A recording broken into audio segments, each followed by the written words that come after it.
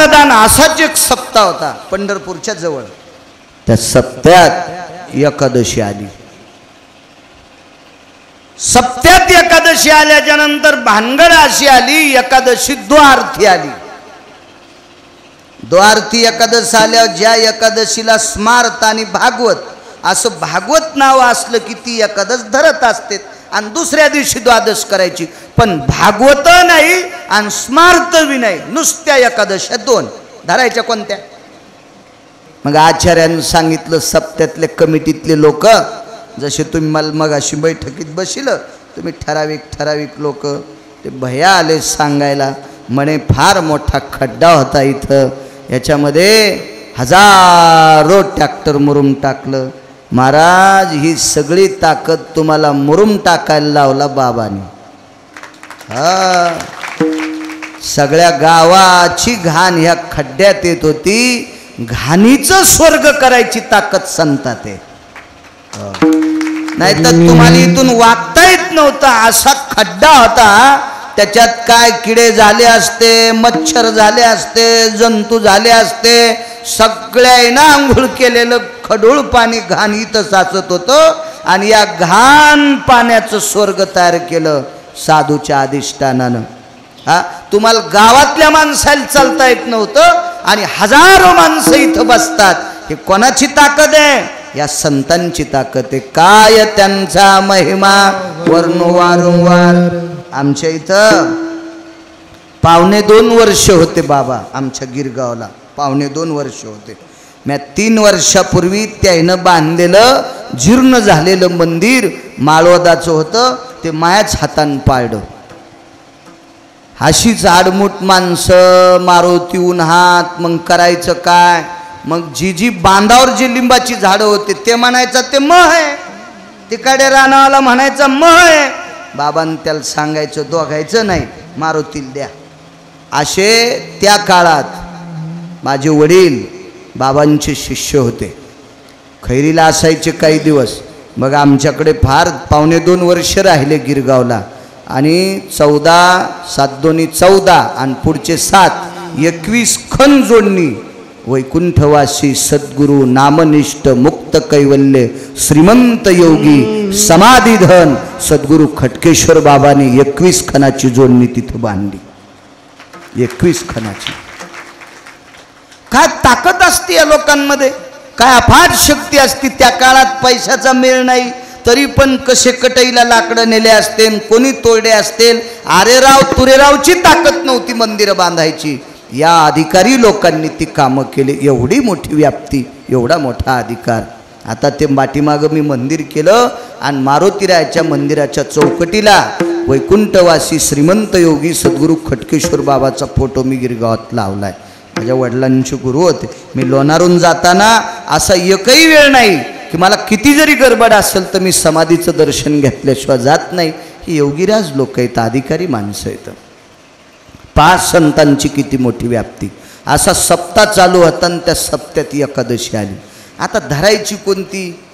आचार्यानं सांगितलं आता उद्या एकादश करायची का दशमी? ते म्हणले माळकरी आहे तू, तुला कळत नाही का? एकादश असेल तर साबुदाणा भिजव आणि दशमी असेल तर जिलाबीला पीठ लाव. अहो ते म्हणले पंचांगात 2 एकादश आहे ना, धरायच्या कोणत्या? मिगन माळकरी आहे पण तुम्ही मालक आहेत ना सप्त्याचे. त्या दिवशीचे कीर्तनकार दुपारी चालते, लवकर येत होते कीर्तनकार, पायी येत होते त्या काळातले. आणि कीर्तनकार आला की गाथ्याच्या भजनाला उभा राहत होता. बाप्पा आता तसं भजनाला उभं केलं होतं कीर्तनकाराचं नाकच कापल्या जाईल.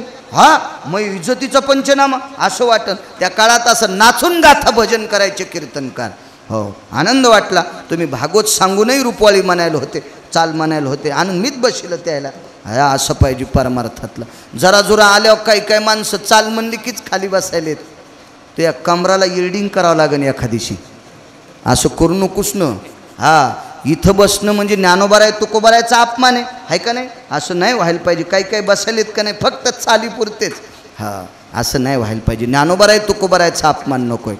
भागवत वाची तू बुवा, कीर्तनही चांगलं करते, सुंदर भागवत, आवाजही गोड आहे, तरी पण भजनासाठी उभा. श्रद्धा आहे, प्रेम आहे, बाबावर श्रद्धा आहे त्यांची. असो मग काही ते महाराजांनी दुपारचा गाथा केला, पंक्तीला जेवायला बसले. खरं तर पहिली जुनी माणसं म्हणायचे मरण माग हा उमतीला आणि जेवण जेवा पंक्तीला. पंक्तीला जेवलं पाहिजे माणसानं, पंक्तीला पंक्तीला. त्याच्यासारखा आनंदच कुठला नाही. अर्धीकशी पोळी आगाव खाते माणूस पंक्तीत. पंक्तीत संसारातला जखडा विसरून जाते माणूस.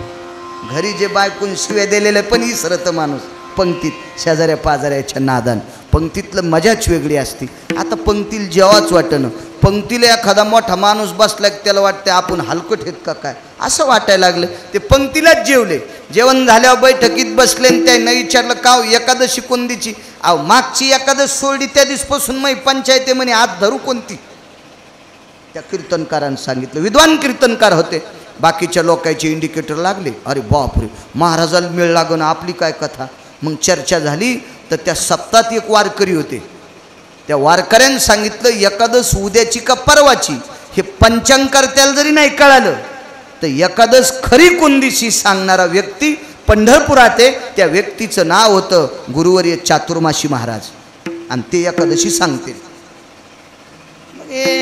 हरिपाठ इकडे सुरू झाला. पंढरपूर जवळ होतं. पोचले पंढरपुरात. काय त्यांचा महिमा शेवटचा पुरावा आहे का नाही. आपला टाइम बी संपवतो. 20 मिनिटं पुढं सरकवतो. रिसोड माफ आहे की 21 किलोची पाहिली तुमची. बर पंढरपूरला पोचले चातुर्मासी महाराजांच्या मठावर. त्या मठावर पोचल्याच्या नंतर महाराज गैरहजर आहेत. कुठंतरी गेलेत कीर्तनाला. त्यांचा आश्रम सांभाळणारा एक पोऱ्या होता 20-22 वर्षाचा. राम राम जय हरी रामकृष्ण हरी. कुठले काय आमक्या आमक्या गावचे बसा. सतरंजी टाकली बसले. पाणी गिनी दिलं. गुळाचा खडा दिला. तो चहा नव्हता ना. गुळाचा खडा द्यायचा आणि वरून पाणी प्यायला द्यायची. त्याला गुळ पाणी म्हणायचे. गुळाचा खडा. हां काय सेवा करू. काही नाही म्हणे आम्हाला महाराजांना भेटायचं. 4 दिवस झालं महाराज हजर नाहीत. बर कधी येतील. हे काय फोन नाही काय नाही. नव्हते ना फोन त्यावेळेला. काय माहीत नाही. काय सांगता येणार नाही. काय काम होतं तुमचं. काय सांगू तुला. त्या सप्त्यातला कार्यकर्ता म्हणला नाही मग आमच्या महाराजाकडे आलते कशाला. आमचे तुमच्या महाराजाला एकादशी चरायची होती उद्याची का परवाची. म्हणले सोपं काम आहे. मग तुम्हाला फक्त एकादशी चरायची ना उद्याची का परवाची. आमचं कुत्रं सांगन. एकादशी उद्याची एका परवाची आमचं कुत्रं सांगन. तर ते सप्त्यातले माणसं आता तशा सस्ताईला 10-15 माणसं जेवत होते. म्हणजे किती पैशावाले लोक असतील ते. दुष्काळ आता त्या काळात 10-15 हजार लोकायला मिष्टान्न खाऊ घालणारी माणसं गडगंज श्रीमंत होते. ते म्हणले डोकं जागे होय का तुझं. अरे चांगल्या चांगल्या विद्वान लोकायला पंचांग एकादशीचा मेळ लागणं कुत्रं कसं सांगल. म्हणले तुमचा विश्वास कोणावर आहे. चातुर्मासी महाराजावर. मग आमचे महाराज पंचांग पाहत नाहीत. ज्या दिवशी कुत्रं भाकर खात नाहीत त्या दिवशी एकादशी धरतात. काम म्हणले. आणि मग कुत्र भाकर खात नाही त्याला कसं काय कळतं. म्हणले संध्याकाळी उरलेल्या भाकरी पहाटे कुत्र्याला टाकतात आंघोळ झाली की. आणि ज्या दिवशी कुत्र भाकर खात नाही त्या दिवशी समजते आजची एकादशी आहे. आगाऊच काम आहे म्हणले. बर मग आता काय करावं लागेल. तुमच्यातले 2-3 माणसं इथं मुक्कामाला थांबा. सकाळी 3:45 वाजता कुत्र्यानं जर भाकरी खाल्ली तर आजची दशमी आहे. मग तुम्ही पंक्तीला मिष्टान्न करा. आणि कुत्र्यानं जर नाही भाकरी खाल्ली तर एकादशी आहे फराळाचं करा. त्या कुत्र्या पुढे भाकरी टाकल्या. खात नव्हतं. गावरान तूप दुधात टाकून त्याची खीर तयार केली. खिरीत शेवाया टाकल्या. बोटुळ्याला शेवाया म्हणतात ना. हो नाही बोटुळे शेवाळ्या होत्या गोल अशा अशा मधात टाकल्या. आणि ते शहाण्याबाईनं केलेल्या शेवाया होत्या ना डोक्याच्या केसासारख्या. काही काही बाईच्या शेवाया म्हणजे मायकाचा दांडाच. त्या असा धरून खावा घोडी शेव खाल्ल्यावर. असं नाही अशा जुन्या जुन्या कशा असं त्यात बघा ना. हो सगळ्या बायाला येत नसते. पुरणपोळी लय बायाला येत नाही. काहीनं पुरणपोळी केल्यावर पुरण खाल्लाकडे कोपऱ्यात इकून उडाच. हो अशी असती. काहीनं पुरणपोळी केली की खालचं पाखाड तव्याला चिटकत आहे. हे वरलंच घेऊन आली तुर्कस्तान आरबस्तान खाली. लय लय कमी कमी. मला चेहरा पाहायला सांगता येतं कोण्या बाईला पोळी करता येते. हा या भजे का सगळ्या बायाला येतात का. काही काही बायकांनी भजे केले तोंडात टाकले की इघरतेत. आणि काही बाईनं भजा केल्यावर कोरकच सगळा घोड्याच्या लगामावानी फुटतच नाही. ते भजे नसते, ते बोंडा असते. हो, काही बायल भजे चांगले येतात पण वाढीत नाहीत. वाढायला लावल्या दोनच टाकी द्यात. म्हणलं डसू दिन ते हाताला इचू पडू दिन असे बदबद आहे का नाही. काही सुग्रण असतात पण उदार नसतात, काही उदार असतात पण सुग्रण नसतात, काही मिळत नसते. हा, काही काही बायाच्या हाताला अन्नपूर्णेची कृपा, काही करू द्या ते गोडच लागत. जुन्या बाईनं पिठलं करायला बसली, चमच्या नाही काय नाही कशातच, भुरकी टाकली 5 बोटानं, मीठ टाकलं 5 बोटानं, हळद टाकली 5 बोटानं, जिरे टाकले 5 बोटानं, असं पिठलं झालं बासुंदीच्या थोत्रात आणलं. आणि एका बाईनं बासुंदी केली, मिळत फिळणं, चमच्याच आलं ना त्याच्यात. म्हणलं काय बाई, त्या बाईनं पिठलं केलं. अशा काही काही बाय असतात. हो, आमची इथे एक बाई होती.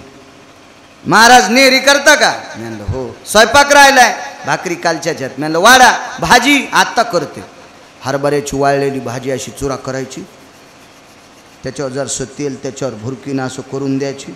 काय जेवायचं माणूस, बाबा बाबा, इळभर पाणीच बायलान मिळवून खाल्ल्यावानी. असं काही काही बाईचा हातोळा असतो, काही कायचा हातोळा. हो, लय लय चेहरा पाहिल्या पाहिल्या कळतं काही काही बाय लय सुग्र. असा मसाला करायच्या उगा. त्या मासवाड्या करीत होत्या ना पहिल्या मासवाड्या. आताच्या टिकल्या लावणार निला मासवाड्या कशा आहेत त्या. हां, त्या लय आटापिटा करावा लागतो. मोठं काळ्या पाठीचं 1.5 खोबरं, हो, 3 चमचे खसखस, हो, असे मग ते असा मसाला आणि ते पाणी सुटायला नाही तुमच्या तोंडाला. त्याच्यासाठी बाई सुगरण लागती. 3-3 बाऱ्या नुसती आरशा पुढे उभी राहिली, मेकअप करणारी ही नाही. यायनं रानं इकायला लावलेत. विठाला विठाला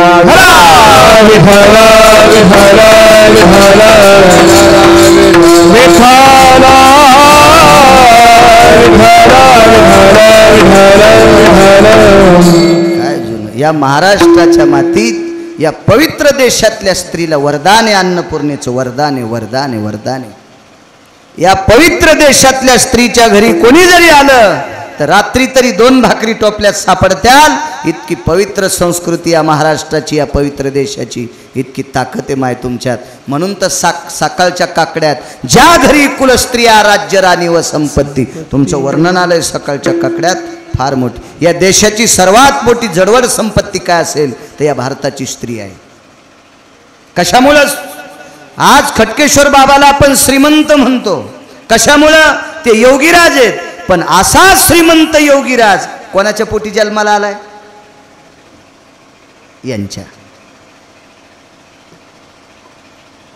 जनावरासारखं फिरणाऱ्या रानावनातल्या माणसांना माणूस म्हणून जगण्याचा उपदेश केला आणि आदर्श दाखवला, रस्ता दाखवला.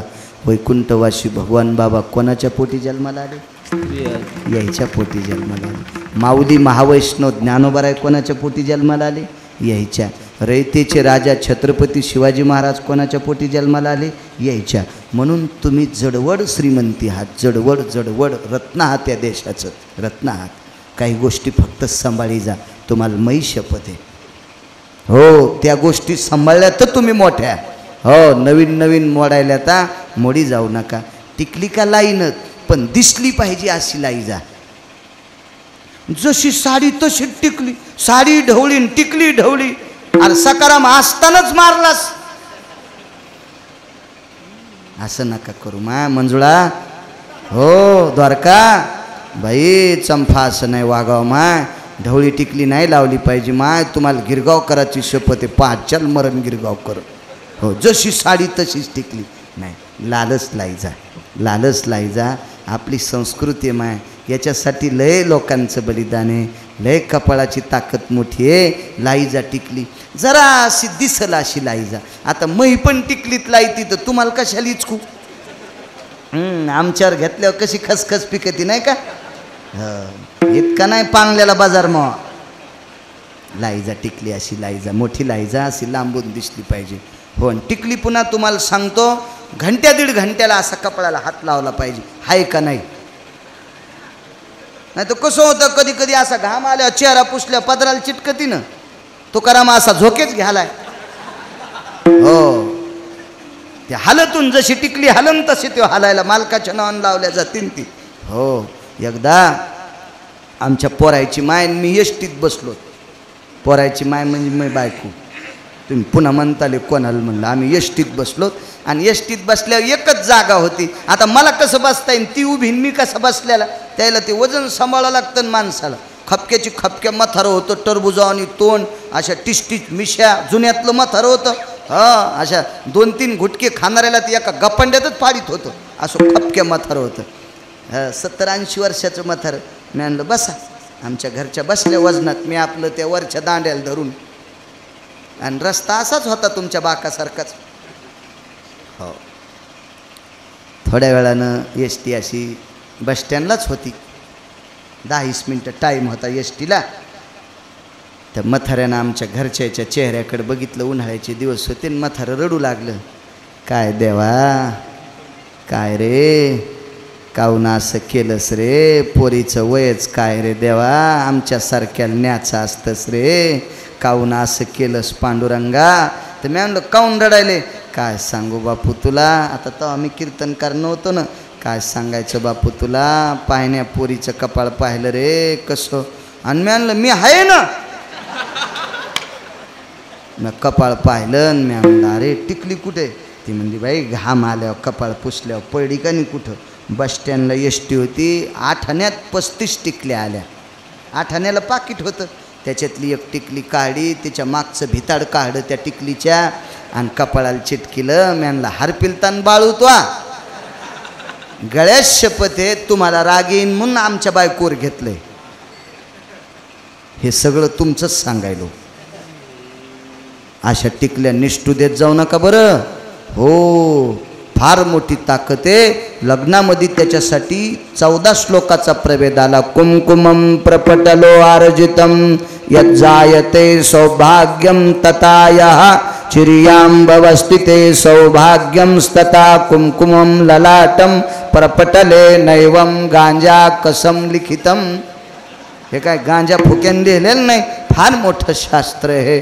आणि अशा काही काही गोष्टी पाळी जा. काय सांगू लागलो, त्या कुत्र्याला ती शेवयाची खीर अशी टाकली, त्यानं खाल्ली नाही. त्याला गावरान तूप लावलेल्या चपात्या तोंडाला लावू लागले. कुत्रं लांब बसलं आणि रडू लागलं. याचा अर्थ माणसांनो, तुम्हाला जरी एकादशी कळत नसल पण कुत्र्याची एकादश मोडू नका, असं कुत्रं माणसाला शिकू लागलं. आणि दुसऱ्या दिवशी भाकरी टाकल्यावर कुत्र्यानं खाल्ल्या. कुत्र्यानं ज्या दिवशी भाकरी खाल्ल्या नाही त्या दिवशी एकादशीचा पर्व काळ.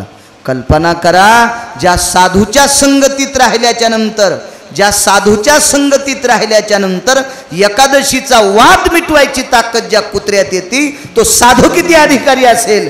त्या साधूचं कुत्र जरी एवढा अधिकारी असेल तर साधूची व्याप्ती किती. कालांतरानं चातुर्मासी महाराज, शेवटचा काळ होता, संध्याकाळची वेळ, 11-11:30 वाजता पंढरपुरातल्या मालकाची शेजारती झाली आणि किलूप लावलं पुजाऱ्यानं. पुजारी घरी गेले. वैकुंठवासी धर्मभास्कर वक्ते बाबा सांगायचे हा पुरावा. मी पंढरपूरला निर्वाळा ऐकिला. चांगल्या माणसाचं ऐकलेलं सांगितलं पाहिजे.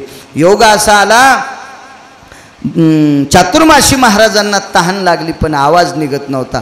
पंढरपुरातल्या मालकाच्या लक्षात आलं पाणी पाजावा. संध्याकाळी शेजारती झाली. आता स्वामी सुखे निद्रा करा गोपाळा, आपुलाले मनोरथ जातो आपुल्या स्थळा. शेजारती व्हायची. शेजारती करीत असताना देवाची दृष्ट काढायचे. सखयाची पांडुरंगरायाची दृष्ट काढिते, सखयाची पांडुरंगरायाची दृष्ट काढिते.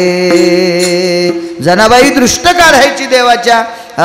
आणि मग ते किलूप लावलं देवाच्या पुढं. तांब्यात फुलपात्रात 2-3 मंजुळा ठेवीत होते आणि किलूप लावून पुजारी निघायचे. शेजेचे मंत्र म्हणायचे देवाला. निद्राय भवे निद्रास्थितो अधिष्ठितां यजायते नाम अंबरोस्ततां अंबरो सव्या अंबरोस्ततस्थितायां. अंबर म्हणजे वस्त्र. ततां सेजा विलासयं तलकपम. तलकप म्हणजे पलंग. यज्जायते शयनस्थितो नारायणो निद्रास्तियं करिष्यते. असे सुंदरसे मंत्र म्हणायचे, अक्षत टाकायचे आणि पुजारी देवाला झोपी घालून निघून जायचे. मंत्रात झोपी घालायचे देवाला. दुसऱ्या दिवशी सकाळी पुजारी आले. किलूप उघडलं तर तांब्यातलं पाणी नाही आणि मंजुळा नाही.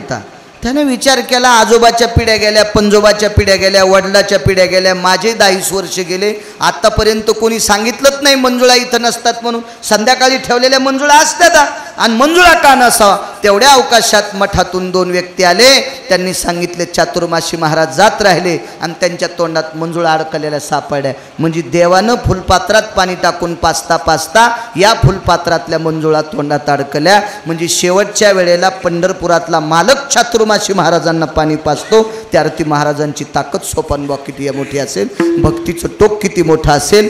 पंचांगकर्त्याला वाद मिटत नव्हता एकादशीचा. चांगल्या चांगल्या वारकऱ्यांना कळत नव्हतं कोण्या दिवशी एकादशी धरावा. या कुत्र्यानं एकादशीचा वाद मिटिला. एवढा अधिकार कुत्र्यावर प्राप्त, त्या कुत्र्यात प्राप्त होतो, त्याला तो अधिकार देण्याची ताकद चातुर्मासी महाराजात. ते चातुर्मासी महाराज किती असतील, काय त्यांचा महिमा.